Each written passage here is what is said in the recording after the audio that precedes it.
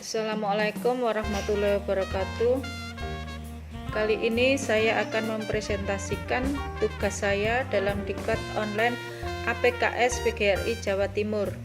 Pada pertemuan kali ini akan kita bahas adonan beragi, bread atau roti. Kompetensi dasar 3.11 menganalisis kue dan dari adonan beragi. 4.11 membuat kue dari adonan beragi. Tujuan pembelajaran: 1. Membiasakan berpikir kritis, berkolaborasi, dan komunikasi. Yang kedua, melatih tanggung jawab pada tugas yang diberikan. 3. Mampu mengakses dan menggunakan informasi secara cerdas. 4.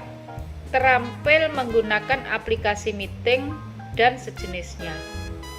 5. Menganalisis kue dari adonan beragi. 6. Membuat kue dari adonan beragi.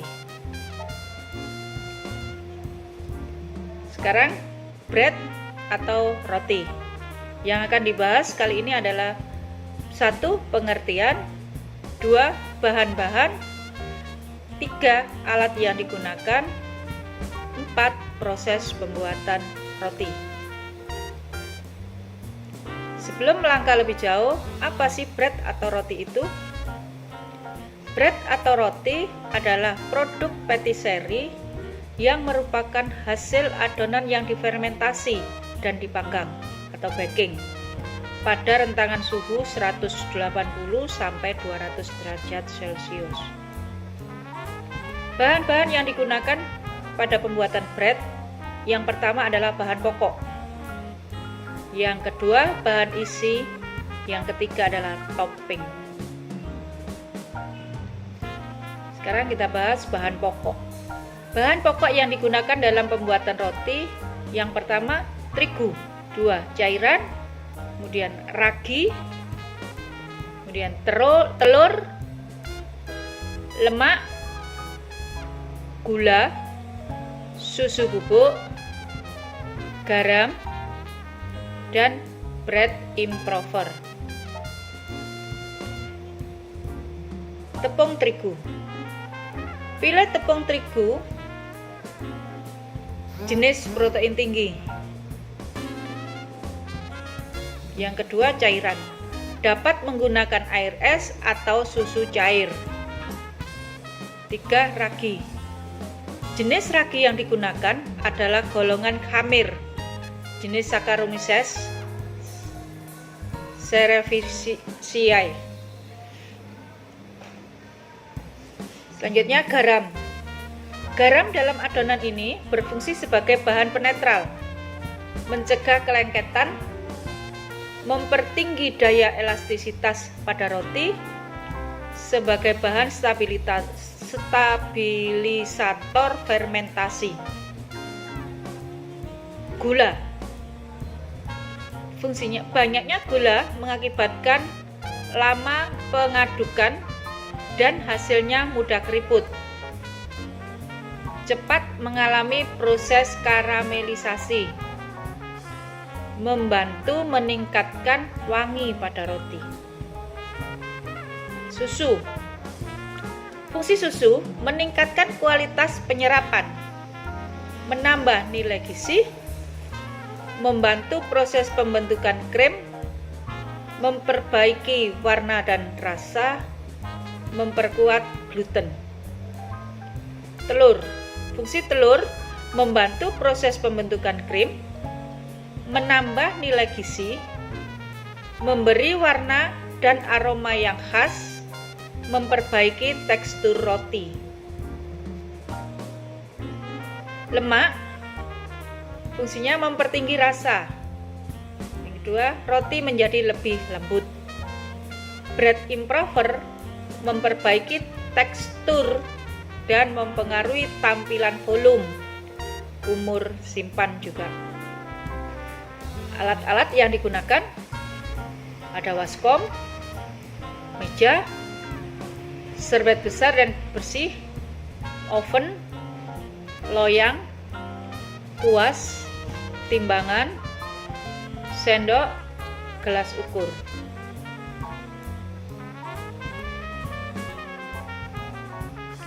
Metode pembuatan roti. Ada strict method dan sponge methods. Sekarang yang dibahas apa itu strict methods? Strict methods ya. Jadi mulai kita membuat dengan metode strict method itu dari proses persiapan bahan. Bahan-bahan dipersiapkan lebih dahulu. Kemudian proses pengaduan bahan. Nah, pada proses persiapan ini bahan ditimbang sesuai dengan ukuran resep. Kemudian proses pengadukan bahan, ini pencampuran ya. Bahannya dicampur, diaduk, kemudian dok atau adonan dibiarkan di meja. Setelah itu adonan mengembang. Setelah adonan dibiarkan di meja, adonan ini mengembang.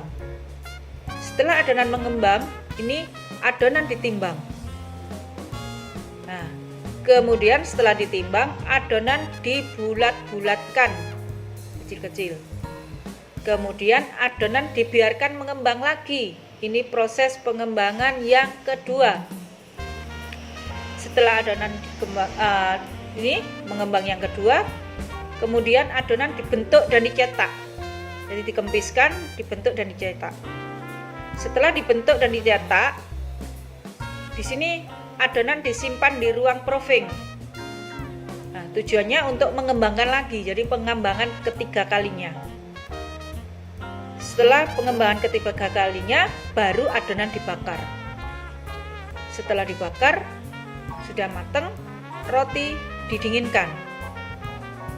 Ya, ini roti didinginkan. Setelah dingin, baru roti diiris-iris. Ini strict methods. Yang metode yang kedua adalah sponge methods. Apa itu? Pada metode ini proses persiapan bahan. Jadi bahan ditimbang-timbang dulu sesuai dengan resep. Terus ini proses membuat bibit roti.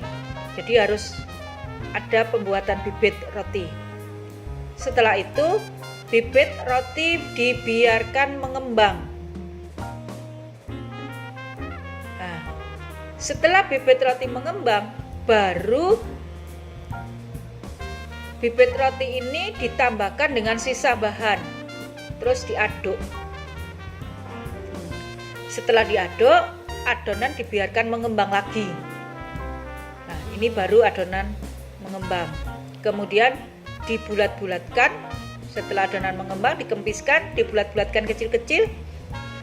Adonan ditimbang.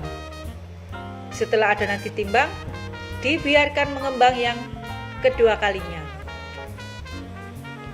Setelah sudah mengembang, dikempiskan lagi, baru adonan dibentuk. Setelah dibentuk, adonan dimasukkan cetakan. Setelah dimasukkan cetakan roti, adonan disimpan di ruangan proofing. Ini proses pengembangan yang ketiga. Setelah itu adonan dibakar. Setelah masuk di proofing, baru adonan dibakar. Ya. Setelah adonan dibakar, roti didinginkan, kemudian roti diiris-iris, roti dibungkus, dan roti dijual.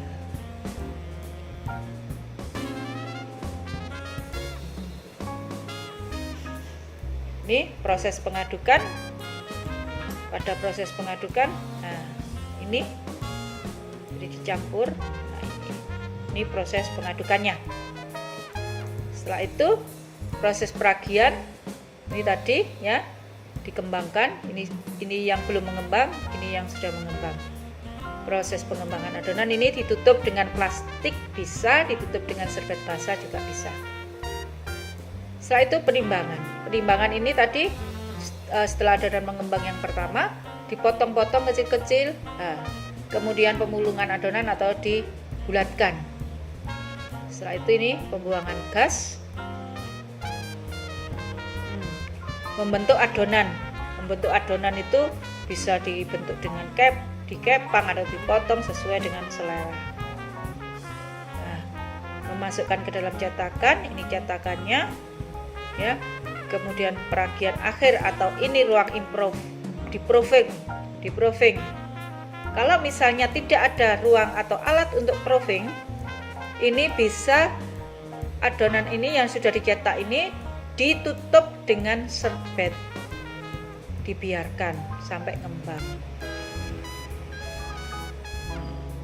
Terus proses berikutnya pembakaran tadi, ini pembakaran yang sudah ada di dalam oven, ini baru dimasukkan, ini sudah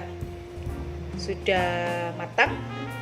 Setelah matang, ini didinginkan, dioles dulu, didinginkan. Setelah dingin ada pengemasan. Udah, begitu. Sekian untuk materi dari pastry bakery, pokok bahasan bread atau roti. Semoga pada pertemuan kali ini materi ini bisa bermanfaat bagi kalian semua. Terima kasih. Assalamualaikum warahmatullahi wabarakatuh.